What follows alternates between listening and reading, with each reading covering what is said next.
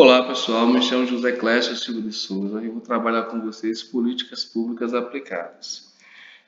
Inicialmente, vamos fazer uma breve contextualização do que é uma política pública, qual a sua finalidade, quem é o responsável, quem são os seus beneficiários, para que a gente possa ter uma visão geral das políticas públicas brasileiras que existentes. Então, é assim, o que seria uma política pública em linhas gerais?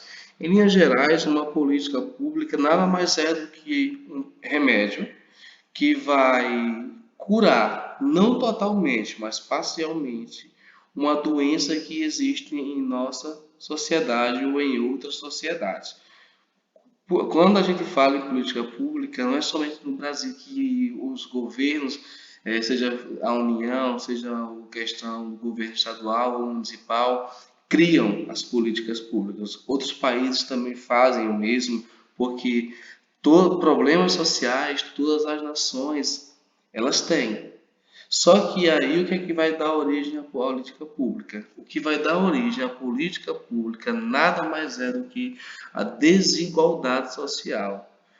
É quando nós temos no Brasil um país de dimensão territorial enorme, mas uma população também grande, só que nós temos poucas pessoas vivendo com muito e muitas pessoas vivendo com pouco.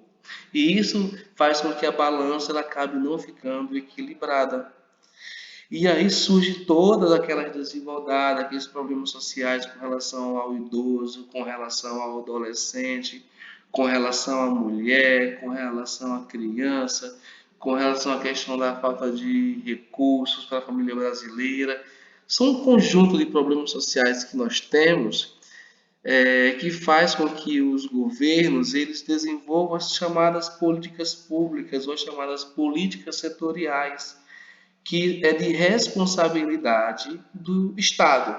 É o Estado que tem que estudar, é o Estado que tem que analisar a situação da população brasileira e aí fazer um levantamento, realizar um estudo e desenvolver uma política pública setorial, uma política pública que vá não acabar com o problema social, porque jamais nenhuma política pública vai acabar com o problema de uma sociedade. Ela vai amenizar as sequelas sociais. E aí, quando a gente vai pensar em questão de políticas públicas, no que mais ela é uma política pública baseada no direito, que a administração pública é que tem que elaborar, colocar essa política pública em ação, ela tem que ser baseada na Constituição Federal. Por quê?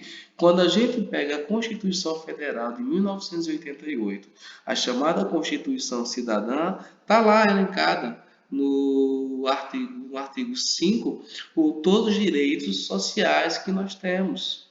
E aí o que acontece? Às vezes, muitos desses nossos direitos, eles acabam por ser violados. Eles acabam por ser violados, e aí a gente passa por um processo de exclusão social. A gente fica vivendo à margem da sociedade. Como hoje é muito comum nós vermos pessoas que vivem com R$ 30, R$ 40, R$ 50, R$ 60, pessoas que trabalham durante um mês todinho, no caso algumas pessoas, algumas domésticas, por exemplo, que não têm carteira assinada, trabalham na casa de família, a carteira não é assinada para ganhar R$ 200 para cuidar da família. Isso é uma desigualdade social. Quando nós temos uma pessoa que ela é negra e não consegue ingressar no mercado de trabalho, ela não consegue entrar na universidade, ela não consegue se manter na universidade, quando ela consegue ingressar, isso é tido como uma desigualdade social que nós vamos ver mais adiante, certo? Mas assim, as políticas de forma geral, as políticas públicas, elas são desenvolvidas pelo governo, pelo Estado, através da administração pública, para concretizar, para consolidar aqueles direitos que estão na Constituição Federal de 88. E aí o que acontece? Esses direitos, eles são direitos garantidos constitucionalmente e que têm que ser colocados em práticas tomando como exemplo a eficiência, a eficácia e a equidade. Tem que ter esses três pilares como base, ou seja, uma política pública tem que ser bem elaborada para que ela possa dar resultado, para que ela possa dar retorno. Ela tem que ser capaz de atingir os seus objetivos, assim como também uma política pública, ela tem que ser capaz de atingir todos de forma igual, independente da esfera social, do nível de pobreza que você vive, desde que você necessite. Até porque as políticas públicas são desenvolvidas, mas elas têm suas regras. Nem todo mundo se encaixa nas regras para poder ser beneficiado por uma política pública, certo? Então tem a questão da eficiência, a questão da eficácia, a questão da equidade. Quando vamos trabalhar em tipos de políticas públicas, nós vamos ter aí 5 tipos de políticas públicas que são as políticas estabilizadoras, nós temos as políticas reguladoras, nós temos as políticas alocativas, as políticas distributivas e as políticas compensatórias. São esses 5 tipos de políticas. Mas claro que se você for fazer uma pesquisa por outros autores, por exemplo, eu estou utilizando Roosevelt, você vai encontrar outras políticas particularmente com o mesmo nome ou com nomes diferentes, mas que o conceito é praticamente o mesmo, certo? O que seria uma política estabilizadora? Uma política estabilizadora, como o próprio nome diz, ela visa estabilizar, ela visa criar uma política de emprego onde todas as pessoas ou parte da população consiga trabalhar, tenha um emprego digno, nem que ganhe um salário no mínimo. O mercado também, a questão dos produtos tem que ser estabilizados, porque se uma pessoa consegue um emprego, há necessidade da intervenção do Estado para que os produtos também não sofram um aumento do preço. Como a gente viu recentemente a questão da gasolina, né, que aumentou, depois teve que baixar. Por quê? Se um indivíduo conseguiu um emprego e os produtos eles se equilibraram, isso vai ter um aumento da renda per capita e consideravelmente isso vai melhorar o que? A situação do Brasil, a situação tanto da pessoa que está empregando, tanto a situação do empregador e a questão de toda a sociedade no geral. Então, assim, por isso que as políticas estabilizadoras ela têm sua grande relevância pela questão em geral do controle da moeda. O controle da moeda, a inserção do cidadão no mercado e também o controle do preço dos produtos. Temos ainda as políticas reguladoras. O que são as políticas reguladoras? As políticas reguladoras, elas são políticas que têm como função simplesmente atribuir, repassar para a iniciativa privada alguns serviços que seriam de origem pública. A responsabilidade seria do serviço público de estar cumprindo esses serviços, mas que por algum motivo o serviço público não está conseguindo mais ofertar esse serviço ou com qualidade ou como deveria estar ofertando. Isso acontece muito na área da saúde. Na área da saúde é muito comum em algumas cidades, por exemplo, alguns exames com uma capacidade maior de precisão, como tomografia computadorizada, ressonância magnética. Os municípios não têm capacidade de realizar esses exames, então eles acabam passando para a iniciativa privada e pagando a iniciativa privada para poder realizar esses exames, e muitas vezes até mesmo consultas médicas, e aí garantir a essa população, pessoal, a questão do direito à saúde, a uma saúde de qualidade, dentro das condições do que o município, do que o Estado pode estar ofertando. Nós temos também aí as políticas alocativas. E aí, o que seriam as políticas alocativas?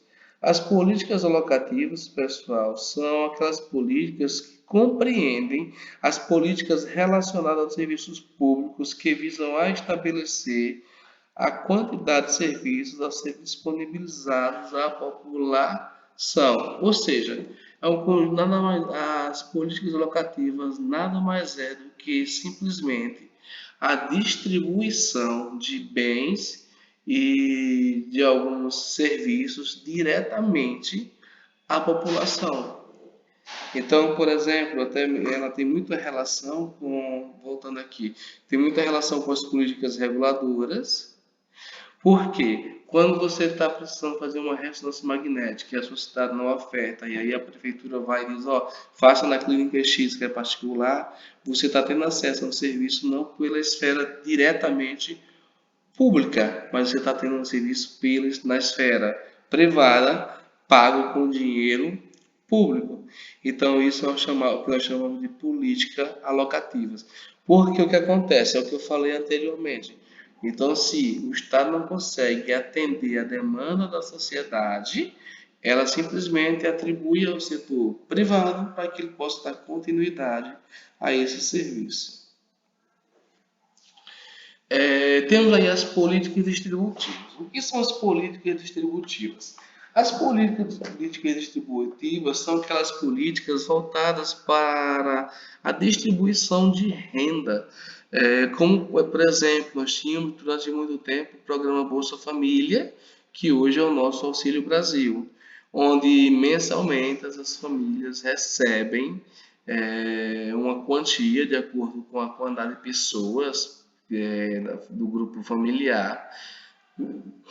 E aí ela tem que pegar esse dinheiro, era para pegar esse dinheiro, comprar alimento, comprar o que necessitasse. Tem um outro também programa que uma outra política pública do governo que leva uma distribuição de renda direta para o trabalhador mesmo, é a questão do programa Garantia Safra. O Garantia Safra, ele é distribuído para qualquer família que tenha perdido, que não tenha conseguido lucrar naquele ano nada com a sua produção. E aí então o governo ele repassa o valor do salário mínimo dividido em aproximadamente 4 vezes, né? Então isso é uma política também distributiva. Então qualquer política que haja uma transferência direta de renda para a mão do cidadão é chamada de política distributiva, certo? Apesar que é importante a gente salientar que muitas vezes o dinheiro ele não toma um destino correto, ele vai tomar um outro destino que infelizmente não é aquele que deveria ser, que seria comprar comida, que seria comprar talvez medicamento, enfim, o que a família de fato necessitasse. E aí nós temos as chamadas políticas compensatórias. As políticas compensatórias, pessoal, são aquelas políticas que são baseadas na questão da compensação por o que um grupo de pessoas na nossa sociedade passou.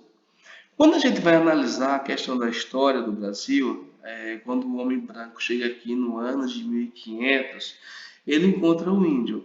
Mas inicialmente, nos primeiros 30 anos, ele não tem interesse em explorar o Brasil. Ele só começa a explorar a partir de 1530 e aí então ele começa a explorar inicialmente a figura do índio, depois ele introduz a figura do afrodescendente e aí depois ele pega simplesmente começa esse processo todo de escravidão geral, onde índio e negro são escravizados.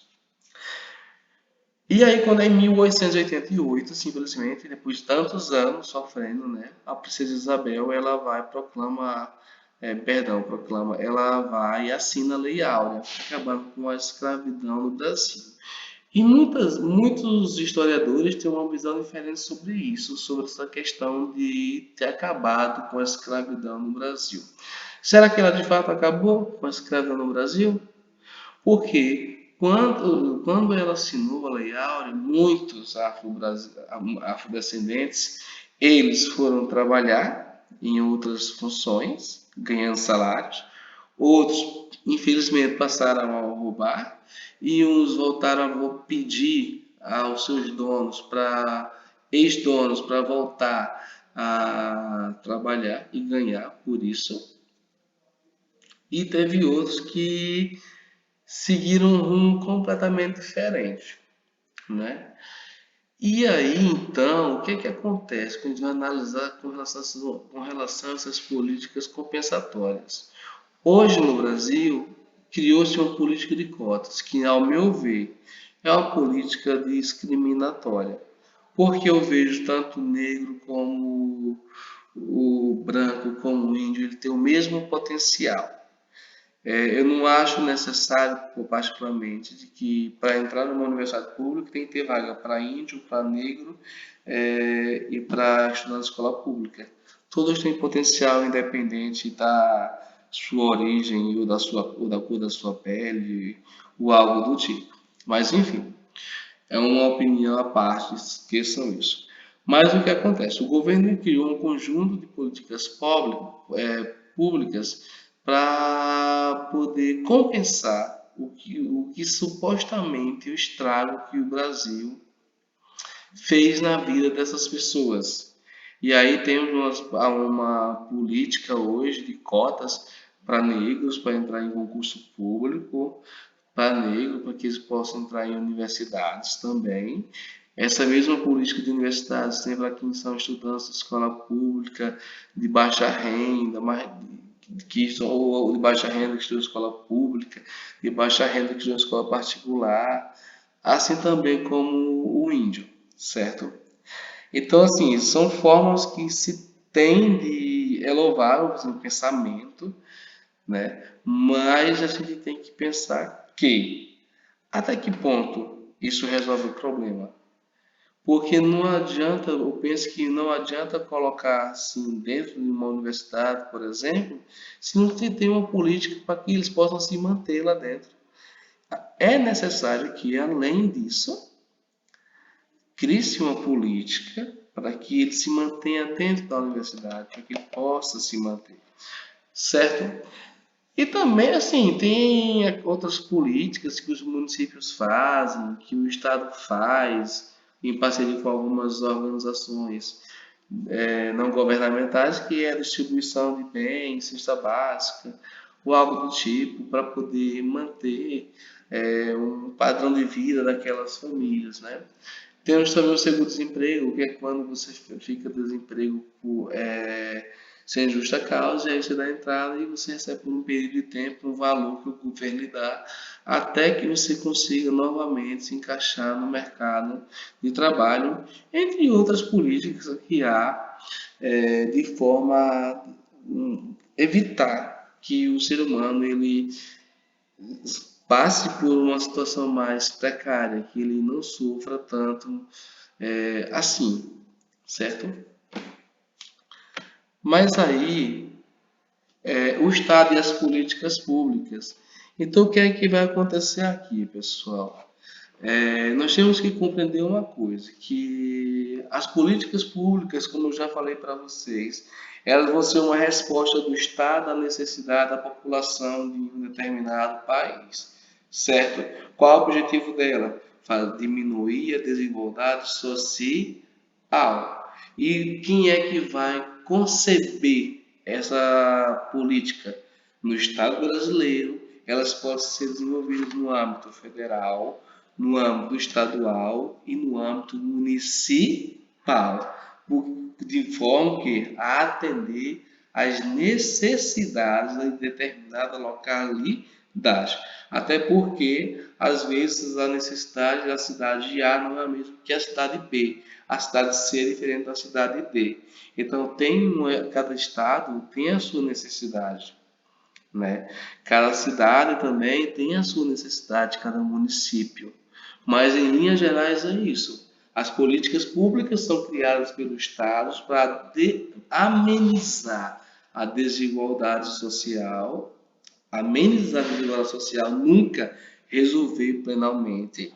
E aí elas são desenvolvidas com recursos da União, do Estado e do município, que eles também têm a capacidade de elaborar as próprias políticas públicas. Temos aqui a questão, pessoal, do controle social das políticas públicas.